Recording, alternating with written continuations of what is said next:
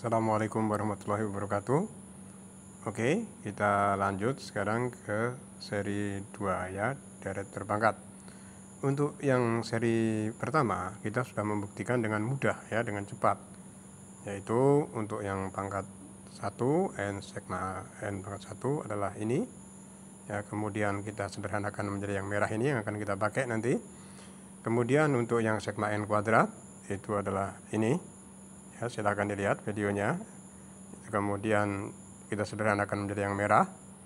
Untuk sigma n pangkat 3 itu adalah ini, jadi kuadrat daripada yang sigma n pangkat 1. Nah, kemudian bagaimana dengan sigma n pangkat 4? Ya, apakah kita bisa menggunakan cara yang seperti tadi, yang seperti di seri 1? Bisa, tapi akan lama. Ya. Nah, di sini maka kita sebaiknya kita menguasai pangkat-pangkat yang ada dengan waktu yang tidak terlalu lama, ya, dan akurat. Ya, misal ada soal yang kayak begini, ya, 4, 7, 10 dan 1000 sampai 1000 pangkat 5. Kalau kita menghitung manual, maka akan berjam-jam ya, biarpun kita pakai kalkulator sekalipun. Dan itu pun juga pasti nggak teliti ya. Dan kalau misalnya kita hitung dengan pembuktian ya, kita harus membuktikan, bukan hanya kita hitung biasa aja, kita harus menghitung bukan n pangkat 5 aja yang ada. Di sini seperti segitiga Pascal ya, n pangkat 4, n pangkat 3, n pangkat 2, n pangkat 1. Maka untuk itu kita harus tahu patternnya. Ya, jadi dalam keadaan buku tertutup pun kita juga harus bisa gitu. Nah, jadi nggak harus lihat buku ya. Nah, perhatikan baik-baik. Dan sekarang kita ambil contoh. Ya, andai kata kita membuktikan yang ada di sini, ya cukup disimak aja. Ya, maka ini akan panjang. Ya, cara ini adalah cara Bernoulli seperti yang kayak begini. Ya, Bernoulli membuat analogi bahwa ini bisa diturunkan dengan x pangkat 1 di pangkat n plus 1 untuk mengetahui sigma n pangkat 4 ya.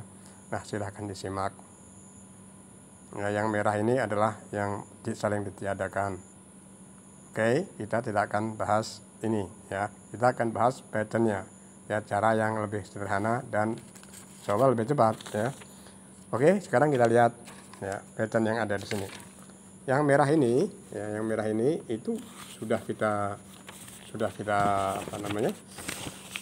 dapatkan ya, yang merah yang ini di sini ini sudah kita dapatkan di seri 1. Nah, kemudian yang pakai pena di sini itu adalah kita lanjutin.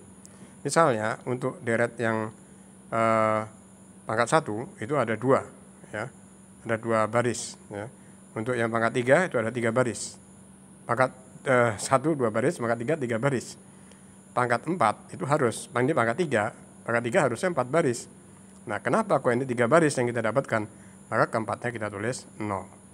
Berarti kita pangkat 0n. Jadi n-nya itu nggak ada. Nah, kemudian begitu juga yang akan kita cari ya, sigma n pangkat 4 itu harus 5 baris. 1, 2, 3, 4, 5. Ya, tapi di bawahnya 0 menurut Bernoulli ini harus 0 ya. Berarti tidak ada perumusan dengan n kuadrat. Nah, maka di sini ya kita harus mencari kenapa ini bisa kayak begini. Perhatikan baik-baik. Kalau yang untuk yang ini kita tinggal melanjutkan. Ini seperti integral seperempat n sigma n pangkat 3 seperempat n pangkat 4 ya.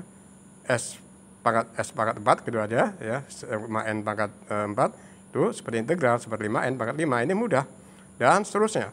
Sigma n pangkat 100 ya seperti 101 n 101. Begitu juga ini setengah, ini teratur ya. Tinggal ditambahin kuadratnya.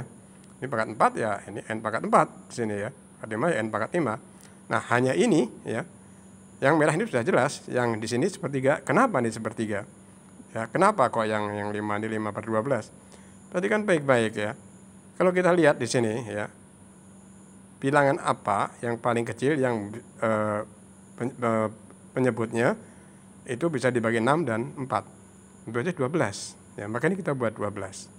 Kalau ini kita buat 12 ya, maka 1/6 itu sama dengan, ingat-ingat ya, enggak saya tulis ya, 1/6 itu sama dengan 2/12.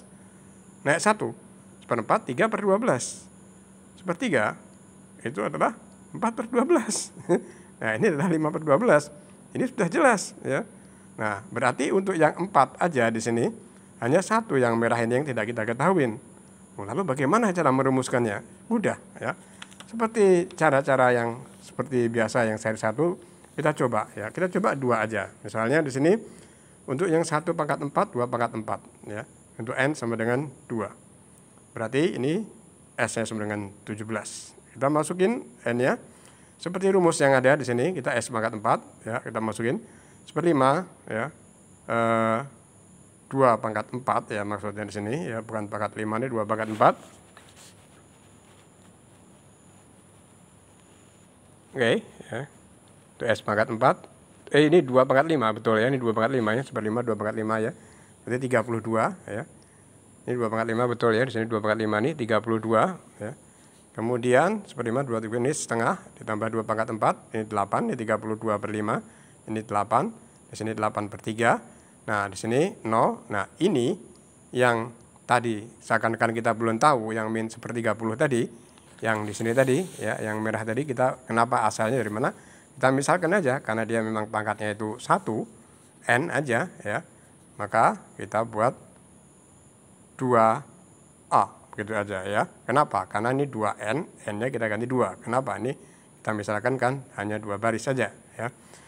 Nah, kemudian kita masukin 17 sama dengan 32/5 ditambah 8 ditambah 8/3 ditambah 2a. Ya, kemudian a-nya dengan mudah kita mendapatkan min 1/30. Berarti terbukti ya.